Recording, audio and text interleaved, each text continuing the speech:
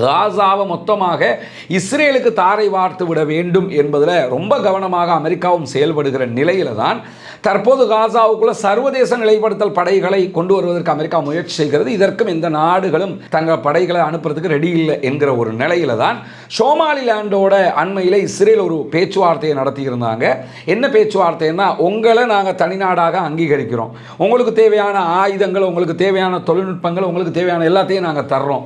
ஆனால் ஒரே ஒரு கண்டிஷன் என்னன்னு கேட்டால், அங்கீகாரத்திற்கு பிறகு காசாவில் இருக்கக்கூடியவர்களை உங்கள் பகுதிகளில் நீங்கள் குடியேற்றிக்கிறணும், அதற்கான செலவுகளை நாங்கள் தர்றோம் என்கிற பேச்சுவார்த்தைகள் தான் அவர்களுக்கு மத்தியிலே நடைபெற்றிருந்தது. சோமாலிலாண்டுக்கு இஸ்ரேல் யோசிக்கிற மாதிரி ஏன் காசாவுக்காக அரபு நாடுகள் யோசிப்பதில்லை என்கிற கேள்விதான் இந்த இடத்திலே மிக தெளிவாக எழுந்து கொண்டிருக்கக்கூடிய சூழல்ல நமக்கெல்லாம் தெரியும்.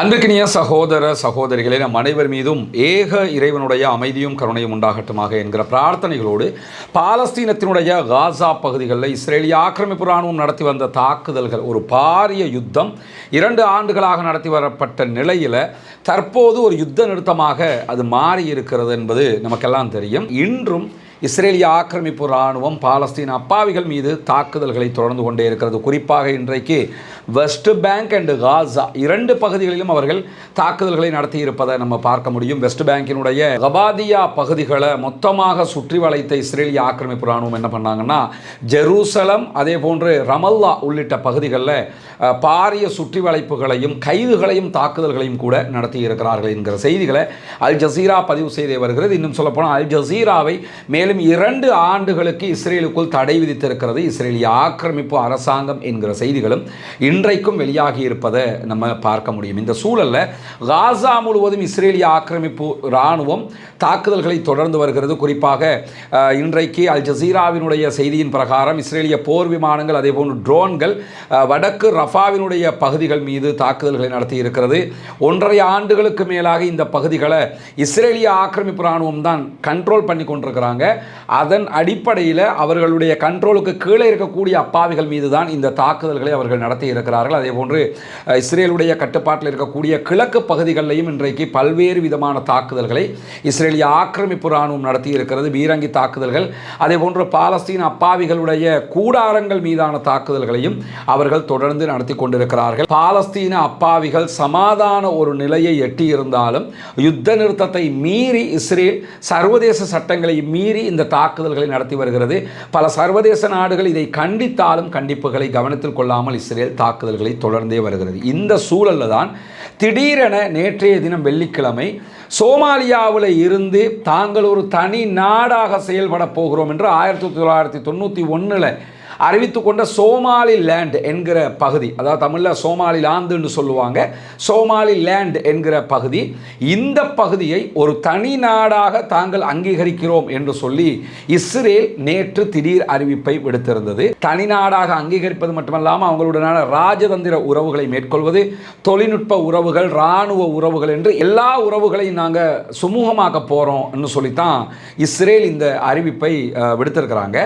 இந்த அறிவிப்பு சாதாரணமாக கடந்து போகிற ஒரு அறிவிப்பு இல்லை என்பது அத்தனை பேருக்கும் தெரியும். அதனால தான் இன்றைக்கி அரபு நாடுகள் பெரும்பாலும் அத்தனை நாடுகளும் இதற்கு எதிராக கண்டனங்களை வெளியிட்டிருக்கிறது. ஆப்பிரிக்க நாடுகள் கண்டனங்கள் வெளியிட்டிருக்கிறாங்க.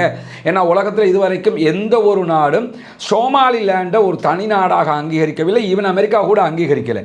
ஆனால் திடீரென்று இஸ்ரேல் ஏன் சோமாலிலேண்டை தனி நாடாக அங்கீகரிக்கிறது? இவர்களுக்கு இடையில் இருக்கக்கூடிய ஒப்பந்தம் என்ன, ஒற்றுமை என்னன்னு பார்த்தீங்கன்னு சொன்னால், சோமாலிலேண்டை தனி நாடாக அங்கீகரிப்பதற்கான அடிப்படையே காசாவில் இருக்கக்கூடிய அப்பாவிகளை எந்த ஒரு நாட்டுக்காவது அனுப்பிட்டு காசாவை மொத்தமாக கைப்பற்றணும் அப்படிங்கிற ஒரு எண்ணத்தில் முழுமையாக இஸ்ரேல் செயல்பட்டு வருகிறது. ஆரம்பத்திலேயே அமெரிக்க அதிபராக டொனால்ட் ட்ரம்ப் பதவியேற்றதோடு காசாவில் இருக்கக்கூடிய மக்களை ஒன்றோ ஈஜிப்ட் அல்லது ஜோர்டானுக்கு அல்லது சிரியாவினுடைய பகுதிகளுக்கு நாங்கள் அனுப்பிட்டு காசாவை முழுவதுமாக அமெரிக்காவினுடைய ஒரு கண்ட்ரோல் பகுதியாக கொண்டு வர போகிறோம் என்னும் அறிவிச்சிருந்தாங்க. அது பாரிய எதிர்ப்புகளை சந்தித்ததோடு அந்த நிலை கைவிடப்பட்டதை போன்று காட்சி அளித்தாலும் கைவிடப்படவில்லை. காசாவினுடைய மக்களை ஏதாவது ஒரு நாட்டில் குடியேற்றிடணும், காசாவை மொத்தமாக இஸ்ரேலுக்கு தாரை வார்த்து விட வேண்டும் என்பதில் ரொம்ப கவனமாக அமெரிக்காவும் செயல்படுகிற நிலையில தான் தற்போது காசாவுக்குள்ள சர்வதேச நிலைப்படுத்தல் படைகளை கொண்டு வருவதற்கு அமெரிக்கா முயற்சி செய்கிறது. இதற்கும் எந்த நாடுகளும் தங்கள் படைகளை அனுப்புறதுக்கு ரெடி இல்லை என்கிற ஒரு நிலையில தான் சோமாலிலாண்டோட அண்மையில் இஸ்ரேல் ஒரு பேச்சுவார்த்தையை நடத்தியிருந்தாங்க. என்ன பேச்சுவார்த்தைன்னா, உங்களை நாங்கள் தனிநாடாக அங்கீகரிக்கிறோம், உங்களுக்கு தேவையான ஆயுதங்கள், உங்களுக்கு தேவையான தொழில்நுட்பங்கள், உங்களுக்கு தேவையான எல்லாத்தையும் நாங்கள் தர்றோம். ஆனால் ஒரே ஒரு கண்டிஷன் என்னன்னு கேட்டால், அங்கீகாரத்திற்கு பிறகு காசாவில் இருக்கக்கூடியவர்களை உங்கள் பகுதிகளில் நீங்கள் குடியேற்றிக்கிறணும், அதற்கான செலவுகளை நாங்கள் தர்றோம் என்கிற பேச்சுவார்த்தைகள் தான் அவர்களுக்கு மத்தியிலே நடைபெற்றிருந்தது. அந்த பேச்சுவார்த்தையினுடைய ஒரு அங்கமாகத்தான் தற்போது சோமாலிலாண்டை ஒரு தனி நாடாக இஸ்ரேல் அங்கீகரித்திருக்கிறது. ஆனால் இதற்கு எதிராக கண்டனம் தெரிவிக்கக்கூடிய அரபு நாடுகள், உதாரணமாக சவுதி அரேபியா இதை ஏற்றுக்கிற மறுத்திருக்கிறாங்க, கத்தர் மறுத்திருக்கிறாங்க, ஜோர்டான் மறுத்திருக்கிறாங்க, ஈஜிப்ட், குவைட், ஈராக் எல்லாருமே இதை நாங்கள் ஏற்றுக்கிற மாட்டோம்னு இருக்கிறாங்க. இவங்க ஏற்றுக்கிற மாட்டோம்ங்கிறதுனால அவன் அதில் இருந்து பின்வாங்கிடுவானா? அதுவும் நடக்க போகிறதில்ல. இவங்க ஏற்றுக்கிட்டா என்ன, ஏற்றுக்கலன்னா என்னங்கிறது தான் அவனுடைய ஒரு எண்ணமாகவே இருக்க போகிறது. இருந்தாலும் இந்த காசாவினுடைய மக்களை அங்கே குடியேற்றுவதற்கான ஒரு திட்டமாகத்தான் இதை பண்ணுறாங்கன்னும் போது அரபு நாடுகள் என்ன பண்ணணும்னா, உடனடியாக காசாவை உள்ளிட்ட பாலஸ்தீனத்தை தனி நாடாக நாங்கள் ஏற்றுக்கிட்டு இருக்கிறோம் என்று வெறுமனே சொல்வதை விடுத்து எல்லா வளங்களையும் அவர்களுக்கு கொட்டி கொடுப்பதற்கு நாங்கள் தயார் என்று சொல்லிட்டாங்கனால பிரச்சனை முடிஞ்சிருமா இல்லையா? ஏன்னா அதைத்தான் இப்போ இஸ்ரேல் சோமாலிலாண்டுக்கு செய்ய போகிறான். அமெரிக்கா அதுக்கு ஆதரவு கொடுக்க போகிறான். அதே வேலையை நாங்கள் காசாவுக்கு பண்ண போகிறோம். காசாவுக்கு ஏர்போர்ட் வரும், காசாவுக்கு போர்ட் வரும், காசாவுக்கு தேவையான எல்லாத்தையும் நாங்கள் பண்ண போகிறோம். பாலஸ்தீனத்தை தனிநாடாக நாங்கள் அங்கீகரிச்சிருக்கிறதுனால அந்த நாட்டை நாங்கள் டெவலப் பண்ணுகிற வேலைகளை பண்ண போகிறோம், பாலஸ்தீன ஃபோர்ஸஸுக்கு நாங்கள் பயிற்சி கொடுக்க போகிறோம், இந்த மாதிரி எல்லாத்தையுமே அறிவிச்சாங்கனாலே இந்த பிரச்சனை முடிவுக்கு வந்துடும். ஆனால் அதை அறிவிக்கிறத விட்டுவிட்டு நாங்கள் இதை கண்டிக்கிறோம் என்று சொல்வதால் ஏதாவது ஒரு நலவு நடக்குமா என்று சொன்னால் எந்த நலவும் நடக்கப் போவதில்லை. காசா மக்களையும் சேர்த்து வெளியேற்றுவதற்காகவும், ஆப்பிரிக்காவில் ஒரு பிரச்சனையை உண்டாக்குறதுக்காகவும், இதே நேரத்தில் மத்திய கிழக்குக்குள்ள பெரியதொரு பதட்டத்தை உண்டாக்குறதுக்காகவும் தான் இஸ்ரேல் திட்டமிட்டு இந்த வேலையை பார்த்துருக்கிறாங்கிறது மிக தெளிவாக தெரியக்கூடிய நேரத்தில் துருக்கியினுடைய வெளியுறவு அமைச்சகம் சோமாலிலாண்டு தனிநாடாக அங்கீகரித்ததை ஏற்றுக்கொள்ளவே முடியாது, இதற்கு ஐரோப்பிய யூனியன் உள்ளிட்ட அத்தனை பேரும் தலையிட வேண்டும், ஐநாவும் தலையிட வேண்டும் என்கிற கோரிக்கையை விடுத்திருக்கிறாங்க. அதே மாதிரி அரபு லீக், அதே போன்று ஜிசிசி எல்லோருமே கண்டிச்சிருக்கிறாங்க. இந்த கண்டனங்கள் எல்லாம் ஒரு மேட்ரே கிடையாதுங்கிறத நம்ம புரிஞ்சுக்கிறோம். ஏன்னா காசாவை தாக்காதீர்கள், பாலஸ்தீனத்தின் மீது தாக்குதல் நடத்தாதீர்கள், யுத்த நிறுத்தத்தை கடைபிடியுங்கள், இல்லை என்றால் நாங்கள் கண்டிக்கிறோம் என்று எத்தனை கண்டனங்களை இவங்க வெளியிட்டிருப்பாங்க. இந்த கண்டனங்களால் ஏதாவது பலன் ஏற்பட்டதா என்றால் எந்த பலனும் கிடையாது. எனவே சோமாலிலாண்டை இஸ்ரேல் அங்கீகரித்ததோடு சேர்த்து இனிமேல் அமெரிக்கா உள்ளிட்ட அவர்களுடைய நேச நாடுகளும் அங்கீகரிப்பதற்கான வாய்ப்புகள் இருக்கிறது. அங்கீகாரம்னா வெறுமனே ஒரு அங்கீகாரம் கிடையாது. இப்போ பாலஸ்தீனத்தை தனிநாடாக அங்கீகரிக்கக்கூடியவங்க பாலஸ்தீனத்துக்குரிய தூதுவர் ஆலயங்களை அமைப்பார்கள். எங்கே அமைப்பாங்கன்னா வெஸ்ட் பேங்க்ல அமைப்பாங்க. அவர்களுடைய தூதுவர்களை அந்த நாட்டில் எடுத்துக்கிறவாங்க. இது நடக்கும்.